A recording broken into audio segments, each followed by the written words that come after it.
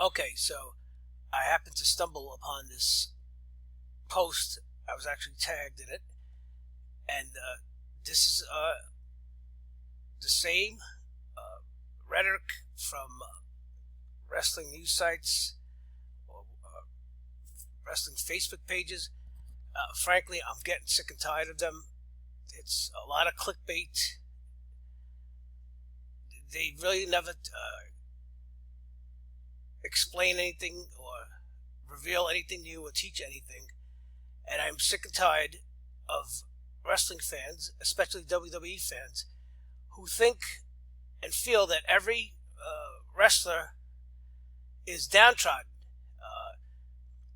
They feel that every wrestler they think is a star or is perceived to be a star or is a known star should be pushed to the moon. And if they're not pushed to the moon immediately, they're buried. No, that's not the case. So, of course, here we have, yes, one of the most popular wrestlers in the world, has been for a while, Shinsuke Nakamura. He just arrived on the main roster in WWE. He just arrived. He's been there, what, a couple of months? From what I've seen, he's been very well received by the live audience in the arenas on TV every week. His entrance is over. His debut was one of the most memorable debuts in recent memory that I can remember. WWE hired the violinist to play his entrance music. It was memorable. It was off the hook. Yes, he's been getting over. Fans are cheering for him. Okay. Then the question is his entrance over or is he over? And again, the cold, hard reality is anything a WWE wrestler has done before he comes out of that curtain in a WWE arena means nothing. And I know you're saying, oh, how could you say that? How could you say it? Because it means nothing in the WWE, quote, universe that you belong to and I belong to when watching WWE.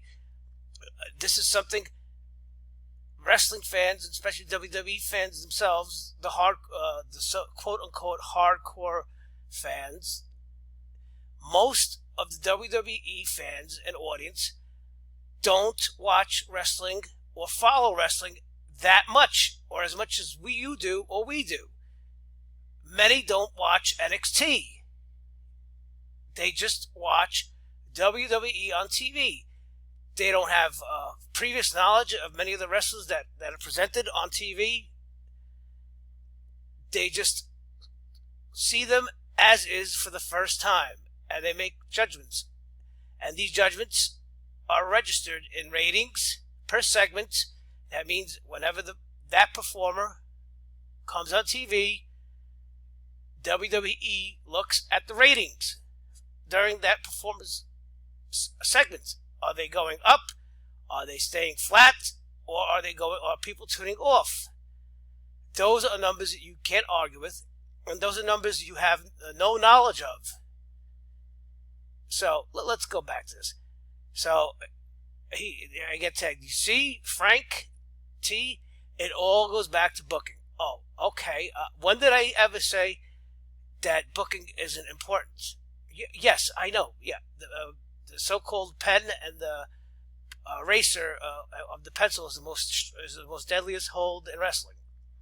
The writers and the bookers, with a stroke of a pen, make you or break you. We know this. So let's go further down. So this webpage says you've got one of the best quotes. They quote Steve Austin from his podcast. You've got one of the best workers in the world. Very few as good as him come along in a lifetime. He's the king of strong style, but you book him like every other Joe Blow. Okay, so this is definitely taken. This quote, if it was this paraphrase from Austin's podcast, was taken from a long time ago. when they were debating whether Nakamura would have success in WWE. Yes, of course, booking is important. Yes, of course, you got to present them as special.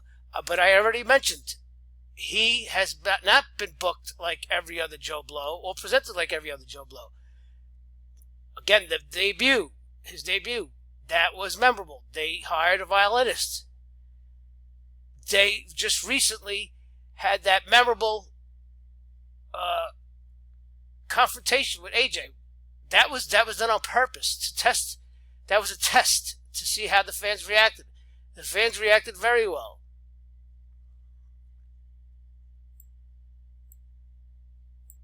Okay, so I just couldn't help myself, and I had to respond. I said, "Yes, we understand that." So, what was the point of that original post? Is Nakamura doing comic relief and losing on TV to Sin Cara? Of course, she's not. And yes, he's only been in WWE for a few months. And no, he's not being booked like every other Joe Blow.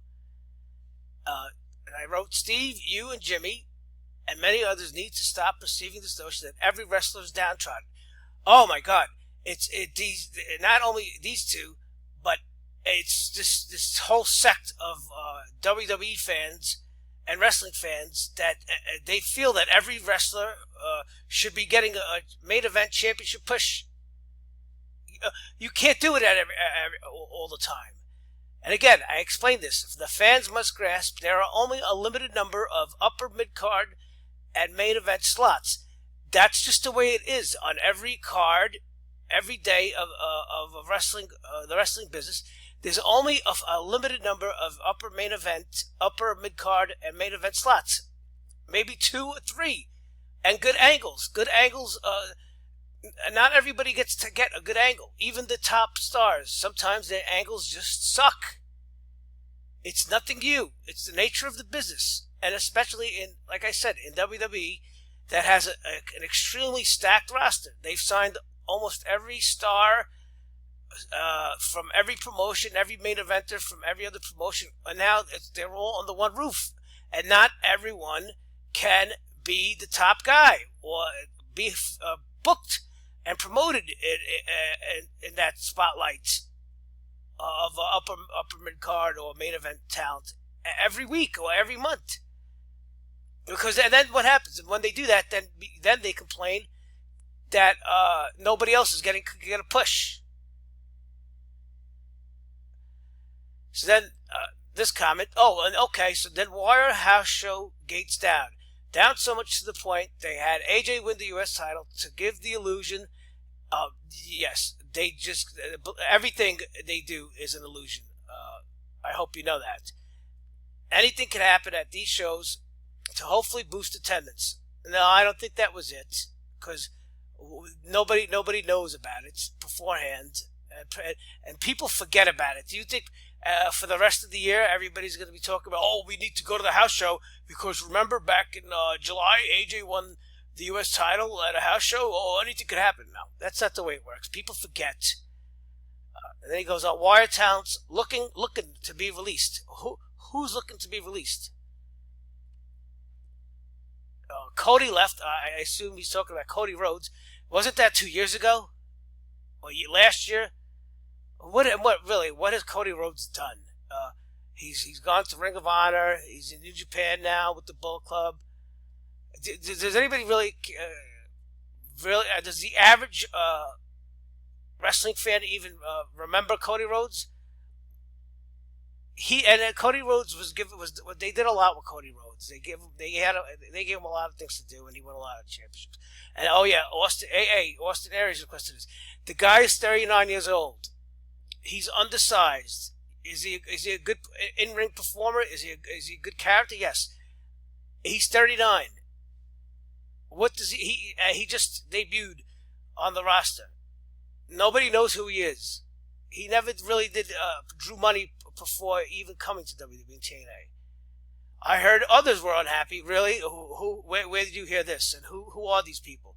But they're making good money, so they're riding it out. Oh, okay. So I guess as soon as their contract runs out, maybe they're 28, 29. So as soon as their contract runs out, they're gonna sign with another company for less money because they want to walk around with fake belts, fake title belts. Why are so many people like Bray, Sammy, Bailey, Finn, American Alphas, and others being booked so poorly? Have any of these lost to James Ellsworth? Bailey, was in a bad angle. American Alpha, they're trying to do something with them. There's a rumor, since you follow so many website pages, one of these guys may be in a major storyline involving Kurt Angle. And others being booked so poorly. Who are these people? And what is your definition of poorly?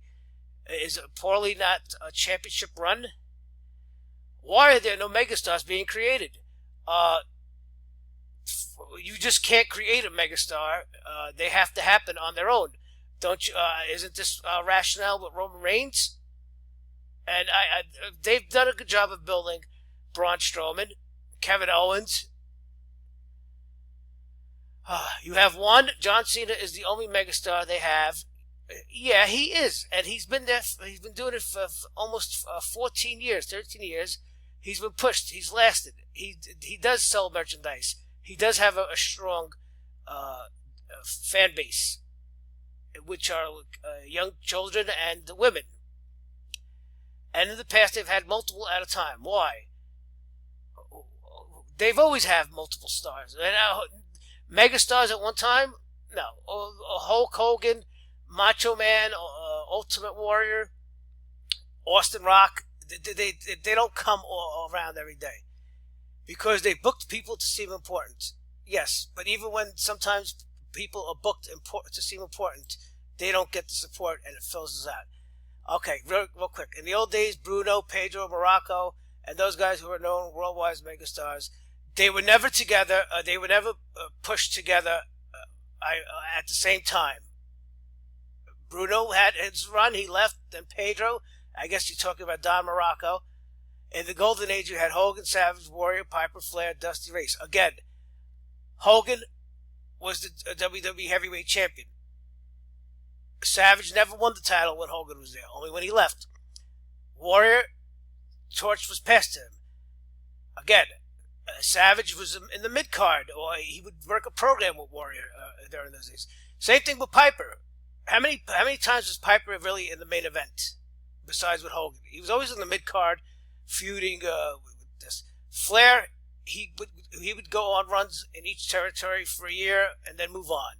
Same thing with Dusty, same thing with Harley Race. In the new generation, you had Bret, HBK, Undertaker, Mr. Perfect. Again, they were never on top at one time. Mr. Perfect never won the title. He was Intercontinental Champion. And same thing. In the Attitude, you had Austin Rock. No, listen, in the Attitude Era, it was all Austin Rock. Everybody else either worked a program with them for a given month, for a given few months, and then they toiled back into the mid-card status. It's all nostalgia. Go back and look at it. All guys you could plug in the main event, cuttable guys, they were booked like they were part. Again, yes. Guys aren't booked like that anymore. Because that's what you think. Or that's what you perceive. Here's a quote. We're not saying they all have to be champions or in the main events every week. But come on, bro. Can push guys and make them seem important? This statement is full of contradictions. Full of contradictions of what you said and what you want and what you perceive. Watch them feud, and then they talk about Nakamura. He'll feud for meaningless titles. That's what they do. They just keep them on. That's keeping a star on a warm platter. When they're ready to heat them up, they do. Oh yes, Steve, from your mouth to God's ears. I'm sure God's listening to a clickbait website. But then Frank shits on Bray Wyatt for being a loser when it's the booking that has rendered a great character like him completely useless. Maybe he's not that good in the ring. Maybe he's not fit to be the guy to wear the belt every day for months and months at a time. He breaks down a lot, and his character, for some reason, like I've said a million times, the idea of the Bray Wyatt character is much cooler than the actual wrestler Bray Wyatt that we see in the ring. Every time he does get that push, it just seems to fizzle out, and it's not the booking. I could hear the reactions from the fans. This is part 1. Like and subscribe. I'll talk to you soon.